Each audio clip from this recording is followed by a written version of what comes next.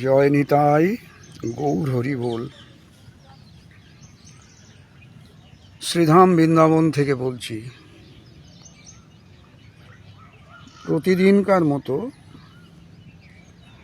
আমরা শাস্ত্র সিদ্ধান্ত অনুযায়ী কিছু ভাগবতীয় কথা আলোচনায় ব্রতী হয়েছি। এটা বৃন্দাবন ধাম, যমুনার তটবর্তী স্থান। আপনারা দর্শন করুন। যমুনার তটবর্তী স্থান, একটি বৃক্ষের তলা। একটা বৃক্ষের তলে আমি বসে আপনাদের সঙ্গে ভাগবতীয় কথা আলোচনায় ব্রতী হয়েছি। আজকের বিষয়টিও খুব সুন্দর। অনেক ভক্ত আছেন, তারা এই ঘটনাটা জানেন যে নবদ্বীপে সরস্বতী দেবী কার সম্মুখে যেতে লজ্জা পেলেন। আবার শুনুন, নবদ্বীপে সরস্বতী দেবী কার সম্মুখে যেতে লজ্জা পেলেন। এর উত্তরটা আমরা পেয়েছি শ্রী শ্রী চৈতন্য ভাগবত শ্রীল বৃন্দাবন দাস ঠাকুর মশাই কৃত তার আদি খণ্ড 11 অধ্যায় 125 থেকে 131 নম্বর পয়ার। কি পাচ্ছি আমরা? এই ঘটনাটা জানার আগে আমাদের একটু জানতে হবে এই সরস্বতী দেবীর প্রসঙ্গটা। আমরা ওই 11 অধ্যায় থেকে জানতে পেরেছি একজন মহা দিগ্বিজয়ী পণ্ডিত, ত্রিভুবন দিগ্বিজয়ী পণ্ডিত, তিনি সব স্থানে গিয়ে নিজের পাণ্ডিত্য দেখাতেন এবং সেখানে খুব অহংকার, সেখান থেকে বিজয়পত্র লিখে নিতেন, জয়পত্র লিখে নিতেন।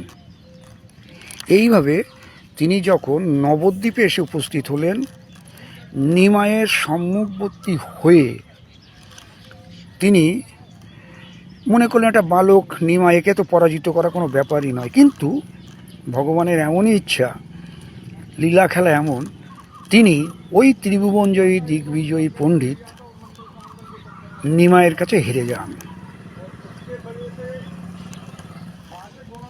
তখন উনি যাতে অসম্মানিত না হন, দুঃখ না পান, বললেন যে ঠিক আছে, এখন রাত হয়েছে, যাও, কালকে আবার আপনি আসবেন, আপনার সঙ্গে কথা আলোচনা হবে।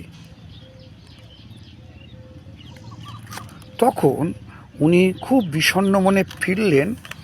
ফিরে গিয়ে উনি মনে মনে ভাবছেন যে সরস্বতী আমার মুখে বসে আছেন, তবু আমি এরকম একটা বাচ্চা ছেলের কাছে হেরে গেলাম।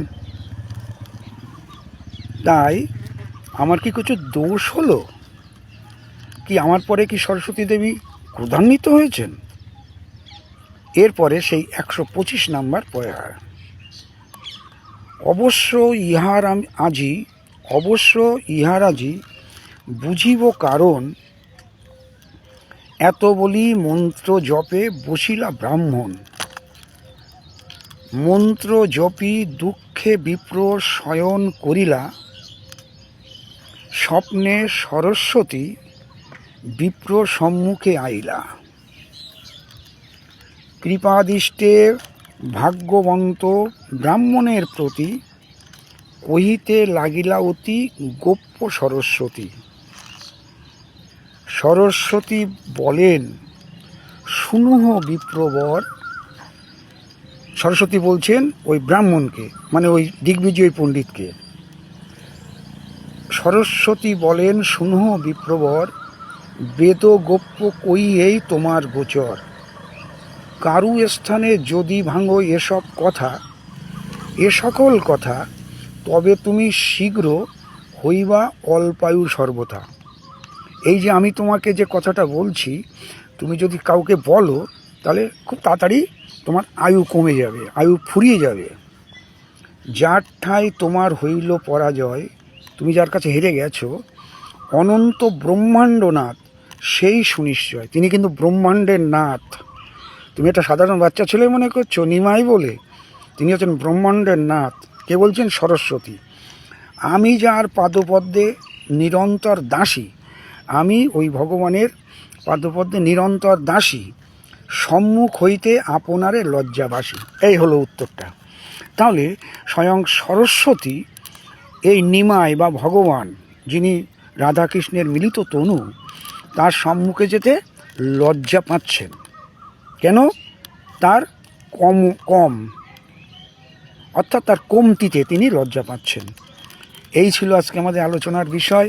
উত্তরটা জানলাম শ্রী শ্রী চৈতন্য ভাগবত শ্রীল বৃন্দাবন দাস ঠাকুর মশাই কৃত তার আদি খণ্ড 11 অধ্যায় 125 থেকে 131 নম্বর পড়া পর্যন্ত। ভিডিওটি ভালো লাগলে লাইক, শেয়ার, কমেন্টস করতে পারেন। আপনারা ভালো থাকবেন, আনন্দে থাকবেন, সুখে থাকবেন। আমি বৃন্দাবন থেকে বলছি। প্রতিদিনই আমরা কিছু ভাগবতীয় সিদ্ধান্ত অনুযায়ী ভাগবত কথায় ব্রতী হই। আপনারা মনোযোগ দিয়ে দেখছেন, আমার ভালো লাগছে। এবং প্রতিদিনকার কথা শাস্ত্রের কোন অধ্যায়, কোন পয়ার, কোন শ্লোক, কোন স্কন্ধ ইত্যাদি আমরা আলোচনা করে থাকি। ভালো থাকুন, আনন্দে থাকুন, সুখে থাকুন। আশা করি আপনাদের ভজন কুশল। জয় নিতাই, গৌর হরিবোল। জয় শ্রী রাধে শ্যাম। জয় নিতাই, গৌর হরিবোল।